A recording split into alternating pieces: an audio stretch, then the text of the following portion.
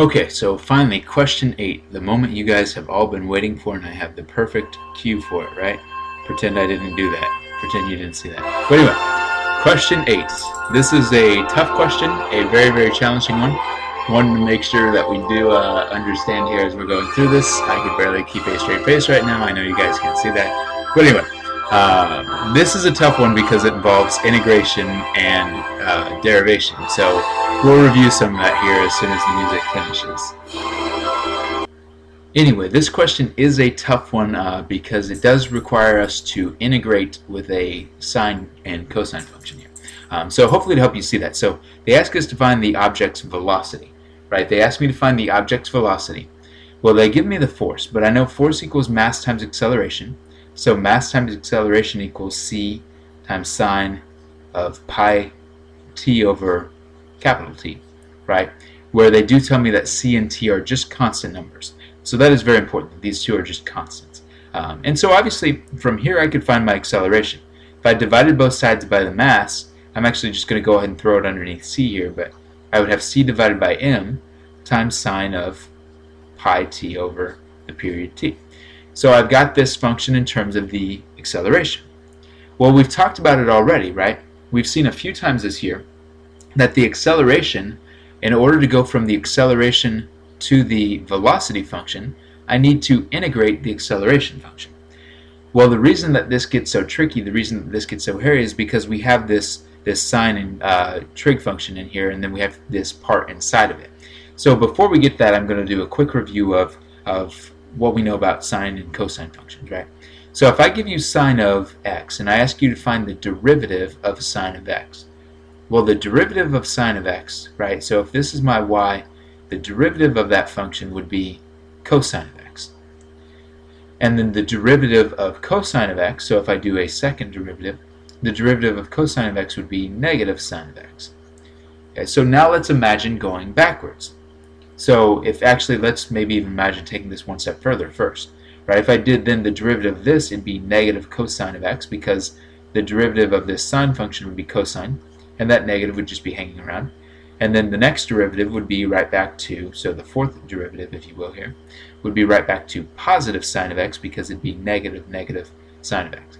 So then to integrate it, I just go the other direction. So if I give you a sine function, if I ask you to integrate a sine function with respect to x, then to integrate that, I just take it a step back up. So the integral of this would be negative cosine of x.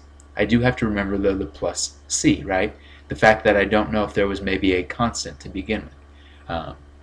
So anyway, we've got this expression, we've got that integration there for working backwards. The next part that makes this one tricky is if I give you something like sine of 2x. Well, the derivative of sine of 2x requires u substitution or the chain rule. The derivative of sine would be cosine, so it'd be cosine of 2x, but then I have to multiply that by the derivative of the inside, which would be 2. So the derivative of sine of 2x would actually be 2 cosine of 2x. Well, you can imagine integration gets a little bit trickier because I'm not multiplying by the inside, I'm actually dividing by the inside, right? And what I mean by that is if I asked you to do the integration of sine of 2x, the integral of sine of 2x would be negative cosine of 2x, and then divided by the derivative of the inside function, so divided by 2. And then again, I'd still have that plus c because I don't know if I had a constant or if I didn't. So anyway, this is kind of the premise for what we're about to do. So going back to this example, well, I know I need to find the integral of the acceleration function in order to find the velocity. So I'm going to integrate both sides with respect to t, right? I'm going to integrate both sides with respect to t, because when I do that, when I do it with respect to t, that's what gives me the velocity function. So integrating the velocity, or excuse me, the acceleration with respect to t, it's just the velocity. On the right-hand side, when I integrate this, well, the good news is these are just constants. So I can actually just pull that out front. They actually don't affect my integration.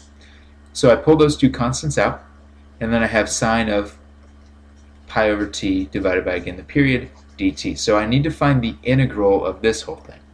Well, let's just kind of focus on that, right?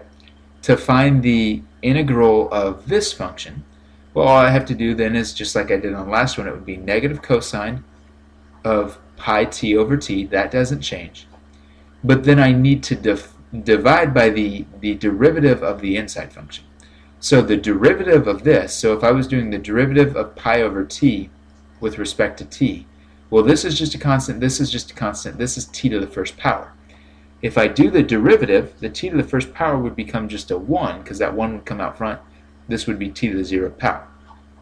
So the derivative would be pi over t. But I need to divide this function by pi over t. So I'm dividing this function by pi over t. So what that ends up being as I pull that back over, so again, my velocity equals c divided by m times this whole thing divided by pi over t. Well, I'm just going to go ahead and multiply the bottom, right? I'm going to make that t over pi, and then negative cosine. And notice this is multiplying by a negative cosine of pi t over t. So I've got this expression to work with. I'm going to go ahead and clean it up a little bit. I've got v equals the negative. I'm going to go ahead and just pull out front. So negative ct over m pi, and then my cosine of pi t all over t. Now the one thing that I do have to be careful about is I still have to add my plus c, right? And again, the reason I do that is because when I do the derivative, so if I do the derivative of the sine function, I don't know if there wasn't also a constant over here, maybe just some number, because when I do the derivative, that number would just disappear. So that's what that c represents. Now in this problem, they give me enough information to find c. Because if I read through here, they tell me the object is at rest, so the initial velocity is 0, and it's at the origin when t equals 0. So the initial velocity is 0 when the time equals 0. Well, let's see how that information helps us out. So I know the velocity is 0 when t is 0. Well, plugging into this function, I do have to be careful, right? Because by plugging in 0, it does not necessarily make this whole thing 0. And in fact, I have negative ct over m pi, or pi m, however you want to rearrange that, right? When I plug in t inside the function, yes, it does make this whole thing 0. But the cosine of 0 is not 0. The cosine function of 0 is actually 1, right? So solving this the rest of the way, I get 0 equals negative ct over, again, m pi times 1, so it's just that, plus c. Well, what that tells me then is my c, my constant, equals negative ct over m pi. Now I know that's a little bit confusing because we have two different c's in here, but keep in mind this is my constant. So what I solved for there was my constant. Okay, so if you want to call that something different, feel free to do so. But I know my constant then would, again, and I had that as negative, but I should have added that over. So this actually should be a positive because I added that over to the other side. So this tells me my constant value. So this value I then take and plug that back into my expression up here for the velocity. So for part A, really this whole function, right? Find the expression for your object's velocity. Well, for that velocity function, I'm just going to bring this all together. My velocity with respect to time, so v of t, if you will, would equal negative ct over m times pi times cosine of pi t all over t, and then plus this whole constant of c. Again, very, very tricky question. I did make a few extra examples of these. I would strongly encourage working through those.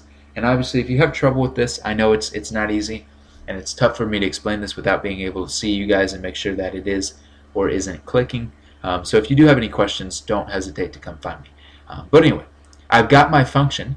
It also asks me to graph that function and then find the maximum velocity. Well, part B actually becomes very easy if I take the time to graph this. And hopefully you guys agree with me after we do this. But I'm going to graph my function. And my advice on graphing these functions is usually to break my period up into fourths. And so what I mean by that is they ask me to graph the function from 0 to t. Well, I'm going to graph it at every t over 4. So I'm going to plug in t over 4, and then t over 2, and then t over 3, or excuse me, 3t over 4. Right? So I'm going to find 4 different intervals for me to work with. So again, I'm going to plug in t over 4, I'm going to plug in t over 2, which would be 2t over 4, and then 3t over 4. Right? So I'm going to plug in those values to see if that can't help me out.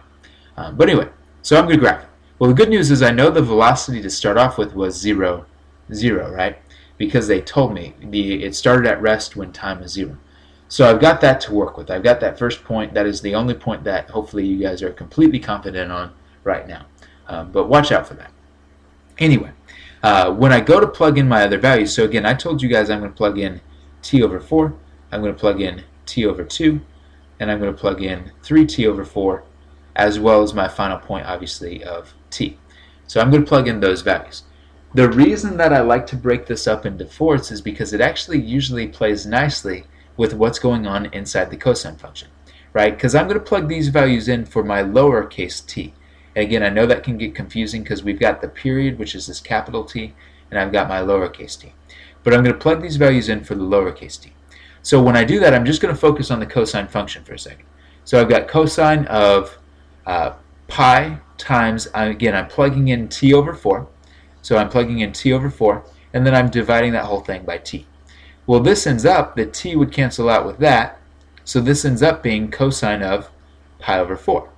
And again, the reason that I chose that particular number is cosine of pi over 4. It's actually pretty easy to work with here, right? Cosine of pi over 4 is one of those trig functions that makes it pretty easy. Hopefully we're all comfortable with the fact that this would be radical 2 over 2.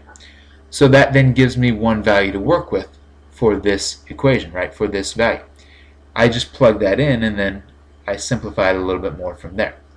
Okay, so this whole expression then, it'd be a bit of a mess, yes, but this whole expression would end up being negative ct and then m times pi times radical 2 over 2 and then plus that constant that I had to begin with, right?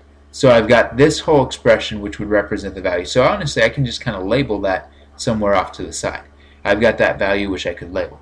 I could definitely get a common denominator as well and go from there, but in this case I'm not terribly worried about that. Okay, so then from here, finding t over 2, I just do the same thing, right? When I plug in t over 2 into this function, well again, when I plug in t over 2, the t's once again cancel out, which would leave me with pi over 2. Well, what's cosine of pi over 2? That's actually the nicest one because that's just 0. Right? Cosine of pi over 2 is 0, which would make this whole part of the expression 0. So at pi over 2, or excuse me, at t over 2, then I know that the value is just this constant term here. Right? So at t over 2, I end up with pi over 2, which gives me 0, which means I'm just left with a velocity of this. So ct over m pi. Right? And again, I'm not worried about specific numbers for this, but my graph would be up there somewhere. Oops, I plotted the wrong point. Sorry, it'd be over here somewhere. Right? So again, this value down here, this was the one that was a bit of a mess. This value for the first tick mark here, I would just label that whole thing as, I would probably rearrange with the positive one first because I do like to stay positive, right? I know that was pretty bad.